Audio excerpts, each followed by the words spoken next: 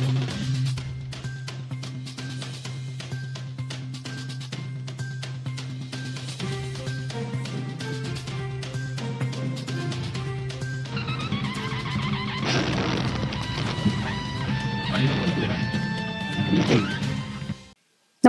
आपण पाहता हिरकणी न्यूज.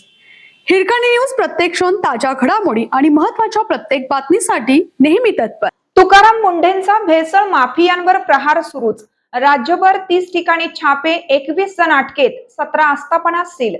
राज्यात भेसळ माफियांविरोधात कठोर कारवाईसाठी ओळखले जाणारे IAS अधिकारी तुकाराम मुंढे यांनी अन्न व औषध प्रशासनाचा कारभार हाती घेतल्यानंतर कारवायांचा धडाका लावला आहे. त्यांच्या नेतृत्वाखाली 10 जूनला राज्यभरात एकाच वेळी मोठी मोहीम राबवण्यात आली.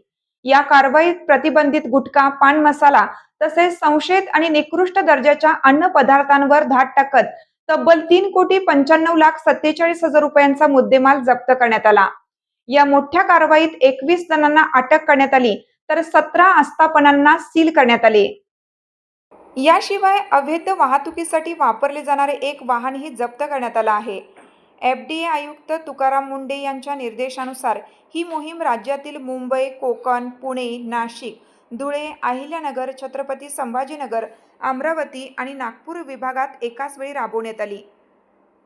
अन्न सुरक्षा अधिकाऱ्यांनी राज्यभरातील आस्थापनांची तपासणी करत सुपारी, खाद्यतेल, पिण्याचे पाणी, दूध, दुग्धजन्य पदार्थ, खवा, पेढा, तूप आणि गूळ यासारख्या खाद्यपदार्थांचा 1,07,000 किलोहून अधिक साठा जप्त केला.